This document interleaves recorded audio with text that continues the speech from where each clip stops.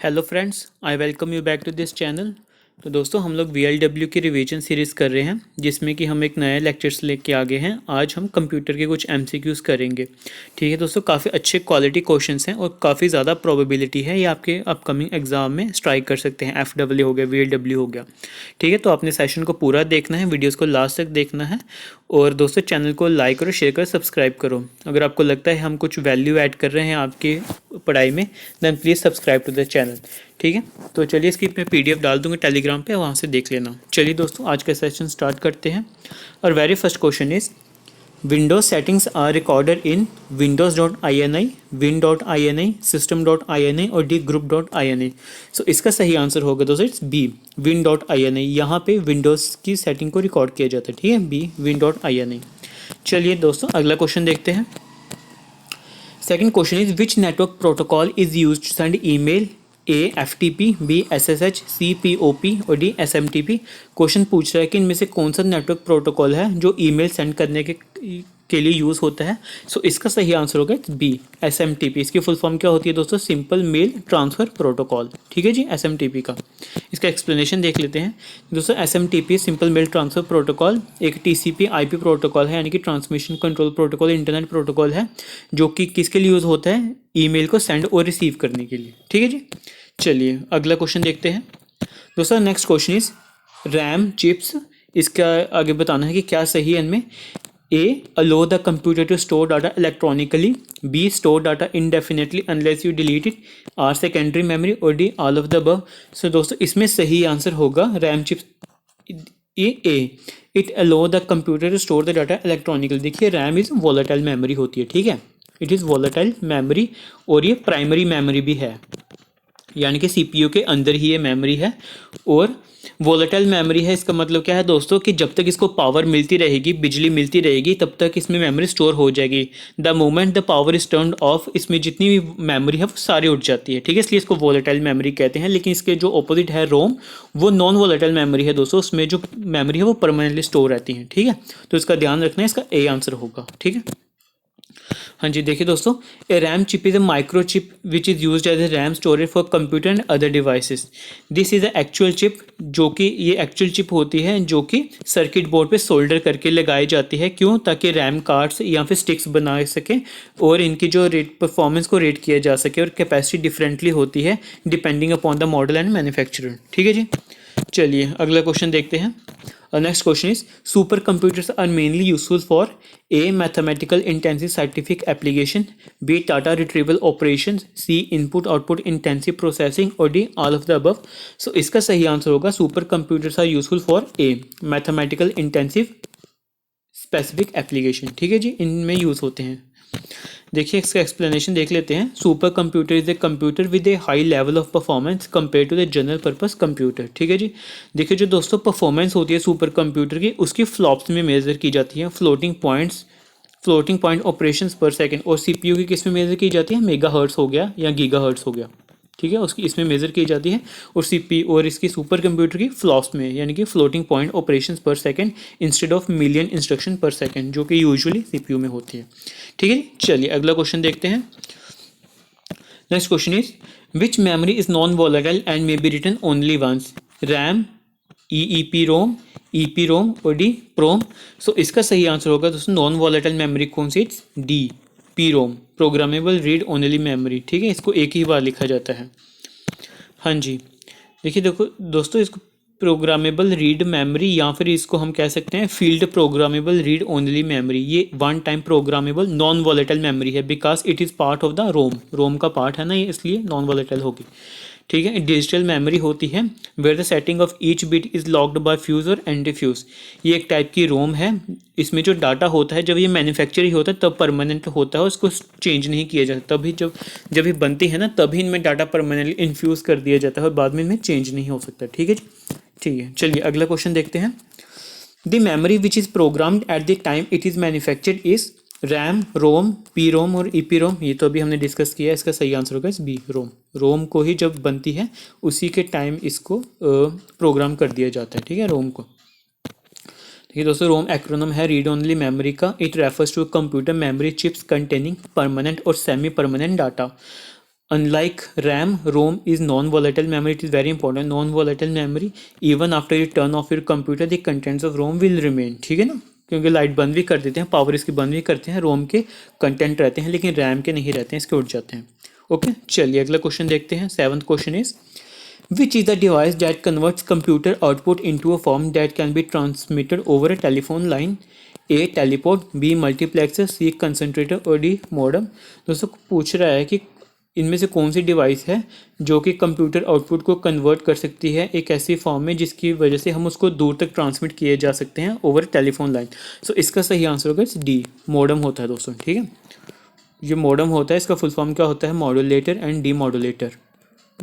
ये बेसिकली इसको कन्वर्ट करता है कंप्यूटर आउटपुट फॉर्म को, और ताकि दूर तक इसको ट्रांसमिट किया जा सकता है with the help of modem. ठीक है जी, देखिए मॉडेम डी मॉड्यूलेटेड नेटवर्क, देखिए हार्डवेयर डिवाइस है, सॉफ्टवेयर डिवाइस नहीं, हार्डवेयर डिवाइस है, जिसमें क्या होता है दोस्तों, सपोज अगर आपने सिग्नल भेजना है, ये आपका अपना सिग्नल हो गया, ठीक है, तो ये एक करियर सिग्नल हो जाएगा, इसको इसके ऊपर सुपर इम्पोज करेंगे, यहाँ से ट्रांसमिट करेंगे, दूर डिस्टेंस तक जाएगा, और जहाँ पे रिसीविंग एंड होगा वहाँ पे मॉडेम लगा होगा, यहाँ पे हमने इसको मॉड्यूलेट किया, यहाँ पे जो सिग्नल आएगी, हमारा जो ओरिजिनल इन्फॉर्मेशन होगा वो ये वाला मॉडेम डी मॉड्यूलेट कर देगा, और जो हमारा इन्फॉर्मेशन होगा उसको हम सेपरेट कर लेंगे, और ये वाला करियर वेव सेपरेट हो जाएगा। ठीक है, इस तरीके से मॉड्यूलेटर डी मॉड्यूलेटर वर्क करता है, मॉडेम वर्क करता है। यहाँ पे हमको सिग्नल पहुँचाना था, इसलिए हमने करियर वेव के ऊपर वो जो इन्फॉर्मेशन वाला सिग्नल है उसको सुपर इम्पोज करके यहाँ भेज दिया, और यहाँ पे जब आया रिसीविंग एंड पे इसको फर्दर डी मॉड्यूलेट कर दिया, जो हमारा ओरिजिनल इन्फॉर्मेशन सिग्नल था उसको सेपरेट कर लिया और दूसरे वाले को सेपरेट कर लिया। ठीक है जी, so this is how modem works. It modulates one or more carrier wave signal to encode digital information for transmission and demodulates signal to decode the transmitted information। ठीक है, आई होप आपको समझ आया हो। चलिए अगला क्वेश्चन देखते हैं। ROM is needed for storing an initial program called computer startup loader, OS version, kernel और डी बूटस्ट्रैप लोडर। सो इसका सही आंसर होगा दोस्तों, जो ROM is needed for storing an initial program called D bootstrap loader. ठीक है, bootstrap loader इसमें load किया जाता है in the ROM, initial program यही होते हैं। देखिए दोस्तों, the small program that start the sequence is known as bootstrap loader और boot loader. The first instructor of the bootstrap loader program of an operating system is stored in BIOS, basic input output system। ठीक है, चलिए अगला question देखते हैं। एक computer port is use to communicate with hard disk, download files, communicate with other computer peripherals, और D none of the above. दोस्तों computer अगर आपने देखा होगा उसके साइड में स्लॉट लगे रहते हैं, लैपटॉप हो गया आपने देखना, उसके साइड में स्लॉट लगे रहते हैं ऐसे से, तो उनको पोर्ट्स कहा जाता है। ठीक है, पोर्ट्स कहा जाता है। तो पूछ रहा है वो पोर्ट पर इनका पर्पस क्या होता है, पोर्ट का पर्पस, तो इसका सही आंसर होगा it is for C communicate with other computer application with other peripherals. ठीक है, ये सी, क्योंकि आप कभी इसमें माउस लगा रहे हो, कभी जॉयस्टिक लगा रहे हो, कभी यूएसबी लगाते हो, कभी कुछ लगाते हो, तो ये कम्युनिकेट करता है जो दूसरे कंप्यूटर पेरिफेरल्स हैं उनके साथ। ठीक है जी, हाँ जी, देखिए computer hardware a port serves as the interface between the computer and other computer और peripheral devices. In computer terms a port generally refers to the female part of the connection. Computer ports have many to connect. हाँ, जैसे monitor connect करते हो, web cam connect, speaker हो गया, other peripheral devices, सारे computer port के साथ connect करते हो आप। ठीक है, चलिए अगला क्वेश्चन देख लेते हैं। अच्छा, 8 बिट्स की कलेक्शन को क्या कहा जाता है, बाइट, रिकॉर्ड, वर्ड या निबल? सो दोस्तों अगर आप पढ़ रहे हो तो आपको पता होगा जो 8 बिट की जो कलेक्शन होती है इसको हम एक बाइट कहते हैं। 1 byte is equal to 8 bits. ठीक है जी, तो 8 बिट्स 1 बाइट होती है, और एक निबल में दोस्तों 4 बिट्स होती हैं, ये याद रखना, एक निबल में 4 बिट्स होती हैं। ठीक है, चलिए अगला क्वेश्चन देखते हैं। Which of the following holds the ROM, RAM and CPU, hard disk, ALU, motherboard, D none of the above? दोस्तों पूछ रहा है कि कहाँ पे रोम होता है, रैम होता है, CPU होता है। सो इसका सही आंसर होगा सी, मदरबोर्ड पे। ये जितनी मेमोरी डिवाइसेस हैं दोस्तों ये सारी मदरबोर्ड पे कनेक्टेड होती हैं, रैम, CPU, रोम वगैरह। ठीक है, देखिए दोस्तों, motherboard is the main circuit board for computer containing both soldered non removable components along with sockets और slots for components that can be removed. The motherboard hold the CPU hold करता है, RAM hold करता है, ROM chips भी hold करता है motherboard. ठीक है, जो बेसिक असेंबली होती है वो सारी मदरबोर्ड पे कनेक्टेड होती है, CPU, रैम वगैरह। Okay, let's move to the next question. So next question is, what technology of the memory is cache RAM usually? What technology of the memory is cache RAM usually? A DRAM, B flash, C SRAM और D EEPROM। So इसका सही answer होगा दोस्तों, the cache RAM की जो memory है it is C SRAM। SRAM stands for static RAM random access memory, ठीक है, स्टैटिक रैम, ये मतलब होता है। सो इसका सी आंसर सही हो जाएगा। उसमें मेमोरी कैश, जिसको समटाइम्स कैश स्टोर भी कहा जाता है, रैम कैश भी कहा जाता है, portion of the memory made of high speed static RAM, ठीक है, instead of the dynamic RAM which is use for the main memory. Memory caching is effective because most program access the same data और instructions over and over. Okay, चलिए अगला question है दोस्तों, पूछ रहे हैं कंप्यूटर बायोस कहाँ store होता है। बायोस का बेसिक मतलब क्या होता है, it stand for basic input output service, ठीक है।